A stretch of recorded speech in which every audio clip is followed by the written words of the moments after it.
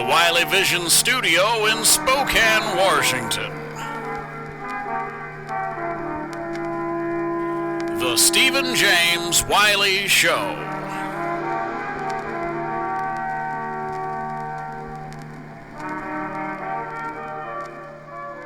Thank you to the voice, Buddy Sterling. God bless you wherever you are, buddy. It's beautiful out. Not really. It's gray. It's winter in Spokane, but I'm saying it's beautiful. I'm calling it beautiful. It's the filter I'm throwing on it to keep my spirits upbeat. I went out. I got a sweet, rich, what do you call it? Not rich, strong cup of coffee. 3 straight shots. Nothing else. Just to boost my day. I had the worst dream last night. After what was a wonderful evening of socializing with friends, my wife and I had my good friend Tony Allen, who's been on this show in its previous iteration. He'll come back, and his girlfriend Sydney on. They came over and we had tacos. My daughters were like, "Why are there people in our house? We don't socialize." But they quickly acclimated. And my youngest, it was hilarious. It was awkward, but she was like, she gets super shy, right? And then I look over and I realize she's almost crying.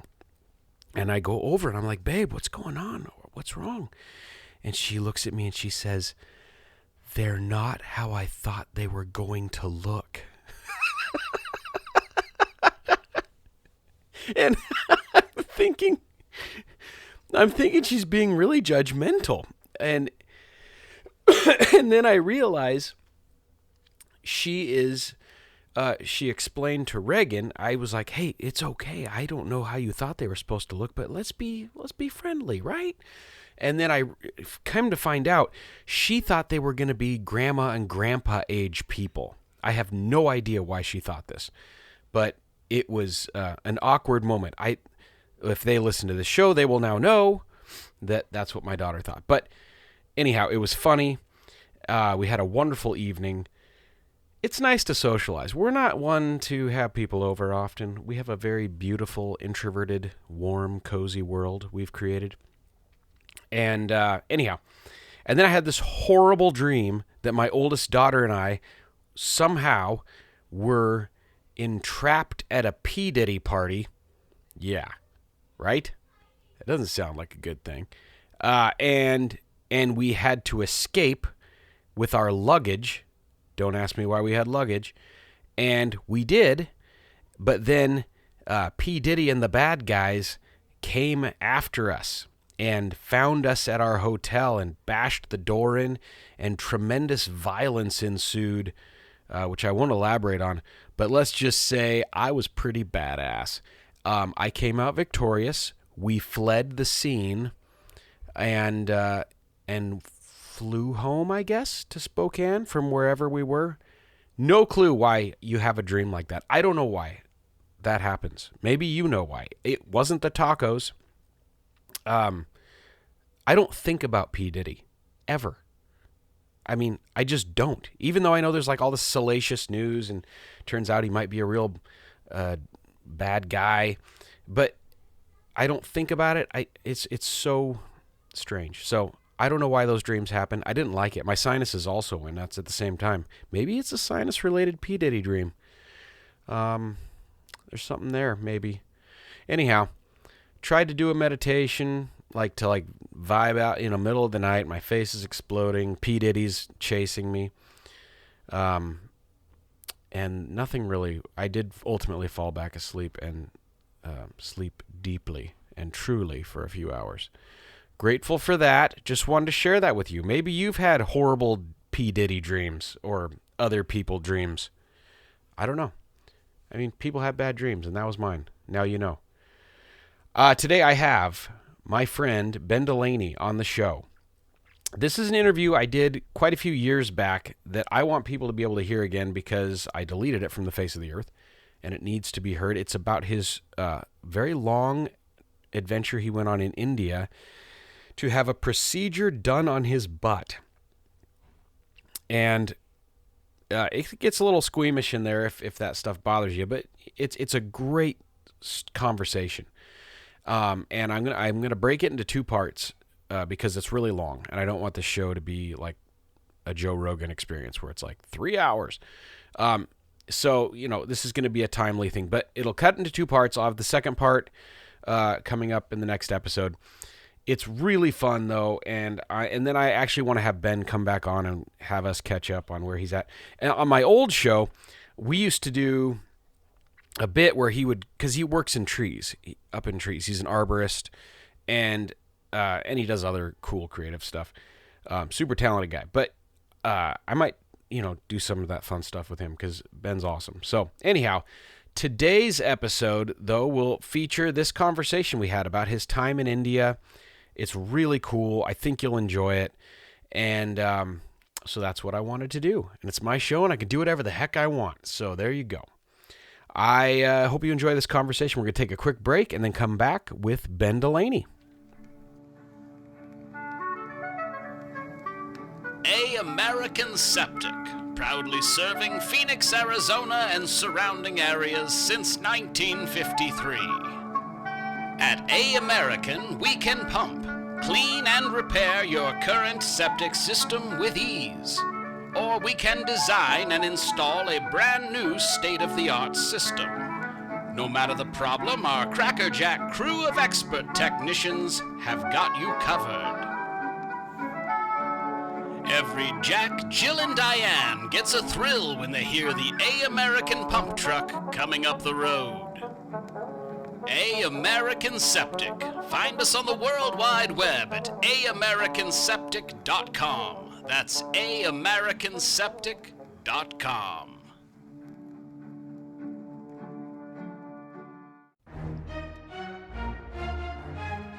And now, today's featured guest. I am super excited to have Ben Delaney back on the Stephen James Wiley Show. It has been a festival of Ben Delaney. Oh my gosh. On my show. Wow. That seems a little much. That's like I don't know if I'm comfortable with that. But then again, maybe I am. No. I think you got the gift. Oh, We've talked briefly while you were 40 feet high in a tree. Yeah. And then we had extended dialogue about the journey of life that we're on and the mountains we face. And then today, I'm really excited because we're going to take some time to talk about a real adventure you went on, and also a real profound healing that took place for your body in your trip to India and the medical procedure. I mean, it's a pretty intense thing, and I'm excited to talk about it today with you, if you're still open to the idea. Oh, of course. I'm excited. I actually have in front of me my my pictures from that trip, and as you were saying that just now, I was kind of scrolling through them, and I'm excited to tell you about it. Well, let's just why don't you give us the catalyst? You were experiencing some medical issues that were pretty profoundly painful over time. Would you want to kind of give us a little backstory on that what led you to go on this trip? Because it's an 8-week adventure in a completely foreign land. Yeah. So the long story short is beginning in the winter of 2016-17, I started having pain in my, let's just get this out of the way right up front. This episode is going to talk about butts, and it's going to talk about parts of the body that Americans don't talk about very much.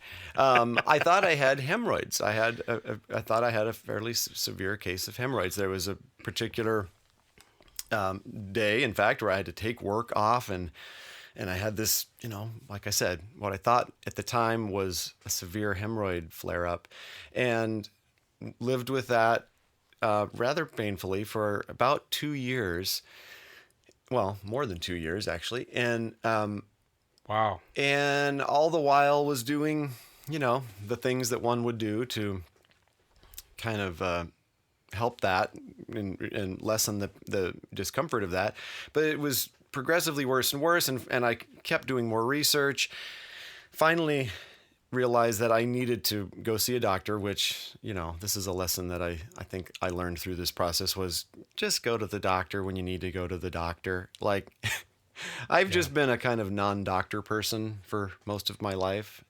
And Me this too. is a time where I've realized, I would have been better if I would have gone sooner. I would have maybe been able to, to at least know more sooner. Because what happened was I finally went in the winter of 2018, last winter, about a year ago, actually, almost exactly, and went to a doctor to have it checked out. And right away he said, "Oh, well, this isn't hemorrhoids. This is something totally different. This is what's called a fistula, and it's a specific type of infection that is in the anal area, and it's basic. It's hard to describe because it's just not something most people are familiar with, but it's in effect, it's a kind of small tunnel through some of your tissue my tissue in that area. And there's a form of an infection there. And the problem is, because of the nature of that spot, and because, frankly, you can't stop pooping, your body's going to continue to use that area all the time. Right. It is really difficult to heal that infection, and the results of that infection. It isn't even so much that it's an ongoing infection. It's this kind of bodily. It's a kind of, I don't even want to use the word because it's gross, but pus. It's like this kind of pocket of pus inside your skin. Let's put it that way. Deep inside, And is like it a couple inches inside, and there's okay? Yeah. So is this, does it stay infected because of that area of the body is constantly moving pretty icky stuff, and that's just how that part of the body works, or is there something deeper at work there? Well, basically, a fistula is, it's an area just inside, well, the way they described it to me was just inside your anus, there are several glands that make fluid. And if those get blocked or clogged, bacteria can build up, and it creates a swollen pocket of infected tissue and liquid. And it's an abscess, basically. So people are usually more familiar with the term abscess. So it's an abscess that just happens to be right next to your anal canal.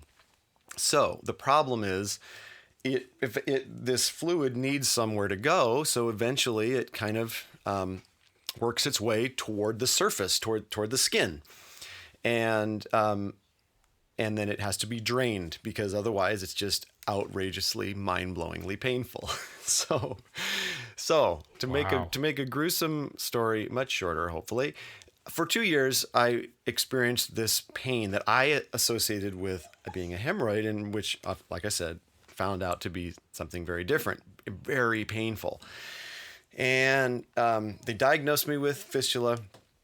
I started looking into the treatment that they were recommending, and found pretty quickly that although the treatments that are available in the West do work some of the time, there's a really high rate of recurrence, like 40 or 50%, according to some people.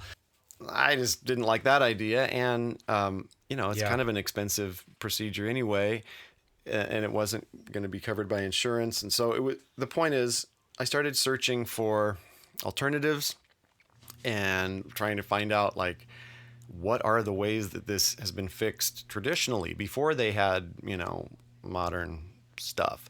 And pretty quickly, once you know that you're talking about a fistula, if you start searching around online, you run into this method that is used in India called Kshar Sutra. It's KSHAR SUTRA, Kshar Sutra. And it's been used for literally thousands of years. It's in some of their early texts. I forget the name of the kind of ancient doctor who first performed I should know that. But it is a treatment that is very similar to what they would do in America, but it is just much slower. I've described it to people as being kind of a slow motion surgery. So, That sounds terrible. Yeah, I mean, truthfully, it does sound kind of terrible at first. I mean, whereas in the West, what they do is they go in and they cut a section of your skin out, and then they clean out this infected cavity, and they sew it back up, or they cauterize it with lasers, I think, or they basically, make this wound reconnect. Or they put in a kind of rubber band thing through the wound or through the abscess and hope that it kind of drains out and effectively dries out. But the problem is, because of like you said, all the bacteria in that area, naturally, it doesn't always work. So what they do with this Kashar Sutra method is they basically do the same thing as cutting out a swath of skin, of tissue, but they do it very slowly. They use a piece of string. And if you're really curious, dear listener, who I have assaulted so far with these horrible ideas, you can look it up online. You can look at the diagrams. It's pretty simple, but to simplify it, it's basically a piece of string that cuts through the skin and tissue and makes about a 6 or so centimeter cut, in my case, over the course of about 8 or 10 weeks. So they slowly tighten it. Every week, I would go back to have it tightened, and it would then cut deeper and deeper. But as it's cutting, the body is also healing. So the place that was cut the previous week is now starting to heal back, and the previous week before that. And so it's imagine just making like a centimeter cut in your skin slowly every day for a week, and then it gets a little deeper, but it also closes up as it goes back. So wow. Yeah, that's the sort of mechanics of it. The secret sauce, the secret thing that they do and that makes it even work at all is that this string that is doing this cutting is coated with a combination of what is effectively a type of ash mixed with a variety of herbs. And so that provides what they call an alkaline environment, meaning in that space that is effectively this huge open wound right by where you poop, it's clean. It is going to be free of infection. So I don't know if maybe that's already clever. Too much information, but that's the kind of basic mechanic of it. And okay. So I realized pretty quickly that, wow, this technique has been done for hundreds of years, and they only do it in India. Nobody else does it. No, Western medicine doesn't, it's not like approved by the FDA or whatever. So the only place in the world you can get it done is India. So I'm watching all these YouTube videos, and people are talking about how amazing this experience is, where they go and are healed over the course of time. And I'm reading, and like, it's like in the 90s, 90 to 100% rate of success for people who do it this way. It's unbelievable how it's like absolutely works. So honestly, we just added up. I keep bumping my mic. We added up our what it was going to cost to have the American version and the risk involved, and then we added up what it would cost to go to India and not work for 2 months and fly over there, blah blah blah, and it was about the same price. So it was like, wow, I'm going to do the shitty American version or the almost guaranteed to work, kind of wacky but effective Indian version, and chose the latter, and that's how I got started on it. So cool. So when did you decide? When did you leave for India to begin this process? February this year. I don't remember the exact date. I think it was like well, let's see here. It looks like it was the February 12th. Yeah, February 12th or 13th. It was really strange trying to coordinate something like this because honestly, it's hard enough to me to do things like this in America, like to find who to talk to. And you know how it is. It's like you need it's all these levels that you have to go through to figure out kind of what you need. But I was doing this over email with, Indian doctors and basically just contacting them directly. And, and so honestly, I can't even quite tell you exactly how I decided to pick the doctor that I did, other than I kind of just followed my gut. I just kind of, went with what felt right. And because at a certain point it was like, well, there's so many options and everything is unknown. So what am I going to do? There's no certainty about any of this. So it was an interesting decision to just kind of go, well, I got to pick somebody. And so I found this guy who had, according to his website, had been involved with the clinical trials that actually brought this technique into sort of the modern medical age, so to speak. He had this technique had been around, like I said, for centuries, but then in the 70s, they basically kind of rediscovered it and reintroduced it in a very, clinical way to their medical community, and did 10 years of clinical trials, and he was kind of the assistant to the main researcher, the main doctor who was doing this. And so he'd been involved from the very beginning and just seemed to have kind of that quality of somebody who really wasn't, just trying to make a buck, but who was, who really cared about it. He'd been around a long time. And he happened to be in this city called Varanasi, which is in the northwest of India. And I didn't really fully understand it at first, but I learned as I went along, and especially when I was there, that it's really kind of considered in many ways like the holy city of India. Like it's there's temples everywhere. It's kind of a unique place. It isn't just any other city in India. It happens to be this kind of very, very ancient and, fabled place, but also kind of in some ways really just messed up. Like it's not a city. It's not one of those beautiful, shining, gorgeous Indian photos that you see on Instagram or something of the Taj Mahal or whatever. A lot of it is just kind of decrepit, and it's really in run down, and there's all these alleys that are just tiny and just full of garbage, and so that's the city that I ended up kind of heading towards.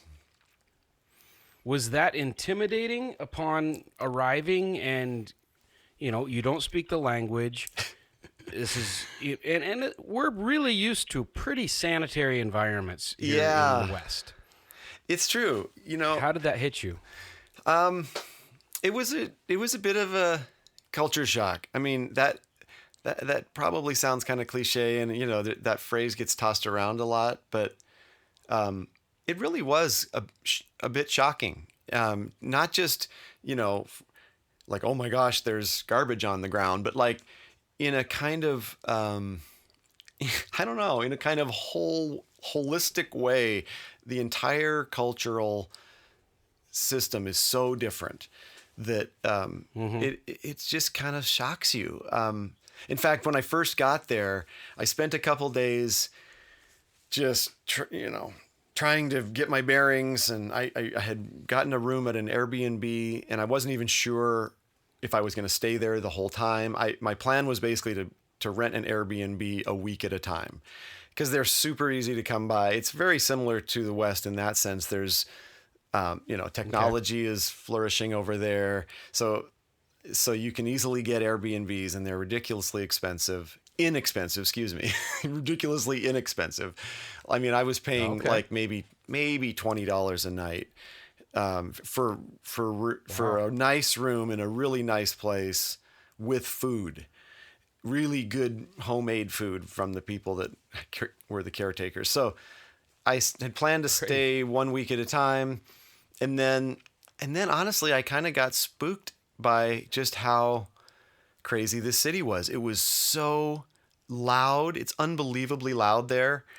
In fact, even Indian people who come from other places are like, "Oh my gosh, Varanasi, it is like it is where it is just the wildest and the loudest, and there's just constant yeah, it's got a real unique energy, and there was tons of pollution. It just felt crazy, and I kind of wasn't sure what to expect. And then I started feeling like, oh my God, I have made a mistake. This guy is going to be just some boondock backwoods Indian doctor. And I kind of got spooked and just overwhelmed. And I had this other doctor that I had kind of been communicating with up in New Delhi, which is like a 2-hour plane ride away. So, and they're cheap plane rides. So I left. I actually flew back to Delhi after like 2 days of being there, thinking I got to go with the safer bet. The guy in Delhi, it's more of a kind of a hospital setup, and it's going to cost a little more, but it's probably worth it. And I'll be in a bigger city. I'll have more access to yada, yada, yada. And I just kind of, I felt at that moment that I should go back. And so I did. And I went up there, spent another 3 days or so at another Airbnb, and quickly realized that I did not want to be in New Delhi for 2 months, that was going to be far worse than this crazy city of Varanasi. And it was really weird. It was this whole trip for me was so much about listening to my heart and learning how to listen to my heart. And by heart, I mean like the deep inner heart, the deep inner knowing, that what we sometimes call the gut feeling, but it's deeper than that. It's this like, it's actually a part of our mind, our heart and the way, and our body are incredibly interwoven with our mind, our brain. And I really was learning, I see in retrospect, and even at the time, I felt like I was learning how to listen to my heart and kind of follow my intuition and not get stuck in my head. It was like the situation forced me out of my head because my head was useless. That's cool. I couldn't speak. I couldn't understand. And I could barely navigate, thank goodness for Google Maps and things like that. But it forced me out of my head. I had no choice. It wasn't like at the time even this, I really feel that I should follow my heart and not think in my head. It wasn't like that. It was like, no, you're deaf and dumb and you have no other option but to just figure out how to trust your gut and feel it out or you're going to be screwed. So that's amazing. Yeah. So I'm in Delhi and I'm listening and I'm watching and I'm just like feeling and it was actually in some ways a lot nicer. Like it's a big city. It's a metropolis in one sense, and also kind of this, ghetto country in another sense. I mean, Delhi is bigger than I can even wrap my head around. The city alone is just absolutely huge. And wow. It seemed like the more obvious, better choice, but after a couple days there, I was just like, no, this isn't it. I can't do it. I'm not staying 2 months here. I don't know what, all the little factors combined, and I bought another plane ticket for $75 and headed back. I was like, I got to go with what I knew was right the first time. So interesting. Yeah. So I went back and then, started the kind of journey there. So you had mentioned to me that one of the big experiences you had was in communicating and kind of finding your way around and using, following your gut, your heart. Yeah. And that you didn't have language. So you had to read people through their eyes, through their expressions, and they had to do the same with you for you to even communicate on any level. I'm sure you picked up things all along the way, but as you went back to the place you ended up staying, I can't remember the name. Varanasi. Yeah. Varanasi. How did that play out as far as you spent 2 months in this place where you didn't know a lick of the language, and you had to go with your gut. You had to communicate and commune with other people in a manner that's just not what we do on a daily basis, and probably opened up all kinds of interesting parts of yourself. Yeah, you said it. I mean, that experience of not being able to communicate was really, I don't know. I want to say therapeutic, but it was there. That sounds nice.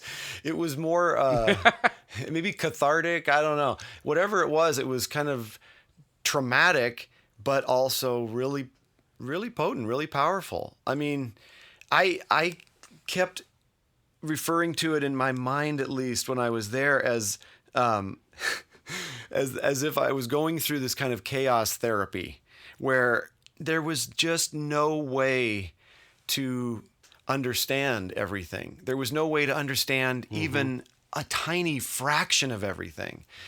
And for somebody like me, and I think maybe I would imagine a lot of Western people, we really like understanding things, and we really like kind of knowing how to navigate our environment, knowing how to relate in the world, right? We have our vernacular and our way of speaking, all of the little nuance that we take for granted. I mean, even things like just hand gestures and body language and things that we just absolutely, truly take for granted. I found myself just kind of at times paralyzed, because I realized as much as I wanted to understand and was like screaming for coherence, it wasn't going to happen. And it was pretty traumatic in the first few days. Everybody that I've ever talked to who's gone to India kind of says the same thing. And it's like, it's going to break your brain. It's going to, it's going to fuck you up. Like, India will just explode your sense of reality. And something about, there is some special alchemy about the culture there. It isn't just the beauty and the rituals and all of the spirituality and I mean, those things are amazing and ancient and beautiful, but because the culture has so many fundamental subtle differences from ours, I think unless you're really insulated by going to a very Western part of India, like say one of the cities where you're really inundated with, resorts and restaurants and things that feel very Western, which they do have because they love the West in terms of that sort of thing. But if you really go to India, and particularly a place like Varanasi, it does kind of just explode your whole sense of everything, culture, people, spirituality, because it's a mess. It's just not just physically. It is just a chaotic, crazy, loud. There's a million things going on at once. It's noisy. There's motion everywhere. There's people everywhere. It really is so different from our reality here. And anyway, all of that to say, yes, the communication piece was a big part of that kind of chaos therapy. It was like, I can't speak more than a few. I was like a child. I could barely ask for food. And yet I learned that I could just connect with people without words. The two people that I lived with, the caretakers of this house, they were basically my age. They were husband and wife, sweet couple. They were Nepali. They were actually living in India, working, but we had to communicate, and they could barely speak either, but it ended up becoming this amazing friendship over the 2 months that I stayed there. Like we became really close, and I realized that we weren't speaking that much. We would talk about like that we would talk about the practical actions, right? Like, you want chai? And I'd say, yeah, and then we go do, or, did you come? It would be the extent of our verbal conversations might be, you go wash clothes. The gal would always be kind of telling me what to do, thankfully. And she, you go wash clothes, you take bath, you blah, blah, blah. She was always kind of, but it was like tiny little communication verbally, but then huge communication non-verbally. Tons of emotion and connection being expressed with just glances and body language, and sometimes even just not even that. You could just feel a kind of knowing, and that same thing would happen all day long, everywhere. Like, I'd be walking down the street, and I would be hungry, I'd need to eat food, and I would just have to look. I had no idea what was what. There was no signage, you know what I mean? It was like, I literally had to just be like, almost like an animal going, what looks good? What would I eat if I, and I would just kind of observe, and then I'd make eye contact with somebody, and they'd smile, and I could just feel them being like honest and true, and I could feel that they wanted to eat this thing. And so then I'd eat that thing, and it'd be like this awesome moment. I mean, there's just too many to even try and recount, but those kinds of instances were constant, and it was a really, really good, just, I don't know, experience. It taught me a lot. I feel like that's the biggest thing that I probably learned there, frankly. Well, that concludes today's part 1 of my conversation with Ben Delaney about his trip to India. I love this. Thank you for listening today, and I hope you'll come back to hear the conclusion of our conversation. And I hope you have the best day. All right? Take care, y'all. Peace.